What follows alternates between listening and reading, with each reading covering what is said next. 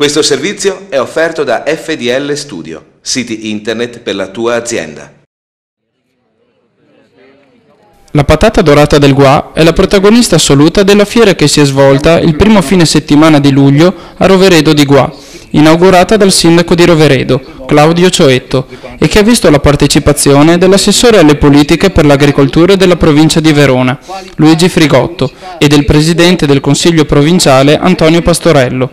Già da molti anni questa festa non è una festa di una generica patata, ma della patata di Roveredo di Gua, e questo è importante perché dovremo sempre più nei prossimi anni legare inscindibilmente la qualità dei nostri prodotti alla unicità del nostro territorio. In questo momento difficile bisogna produrre bene, bisogna commercializzare bene, però ecco, se mettiamo insieme, come diceva il Soro Frigotto, tutti gli utenti, non riusciamo a dare una risposta. Quest'anno la Fiera della Patata si unisce a Roveredo Produce, dove fanno mostra di sé le aziende del territorio anche a livello nazionale. Sì, da quest'anno si unisce a Produce, appunto la patata, come da sempre ripeto, è sempre il prodotto principe più importante del nostro territorio, non solo di Roveredo appunto, è il prodotto che ha sempre dato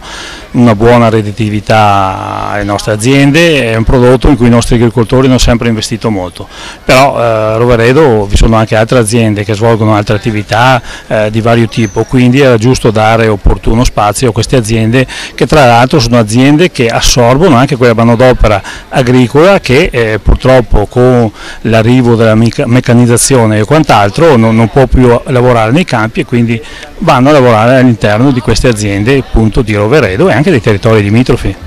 Interessante poi la sala allestita in onore dei 150 anni dell'Unità d'Italia, organizzata all'interno delle scuole elementari, e la mostra mercato dei prodotti tipici dell'agricoltura. Le giostre, tipiche delle sagre di paese, hanno poi allietato anche i più piccoli. La bella giornata è terminata con l'ormai classico concerto Roveredo Beat, che ha visto alternarsi sul palco alcuni importanti nomi della musica italiana anni 60. Renato Brioschi dei Profeti, Maurizio Arcieri dei New Dada, Renato dei Kings, Giampieretti e il gruppo Beat Le Catene. Sì, è un concerto beat di altri tempi, vuol dire ricordare momenti importanti della nostra gioventù, e vuol dire portare ai nostri giovani una musica diversa da quella che normalmente sono abituati ad ascoltare, ad sentire. Forse sono le canzoni che a molti di noi sono rimasti nel cuore e che vorremmo che passassero anche ai nostri figli, diciamo. La 15ª edizione della Fiera della Patata dà appuntamento a tutti alla prossima edizione,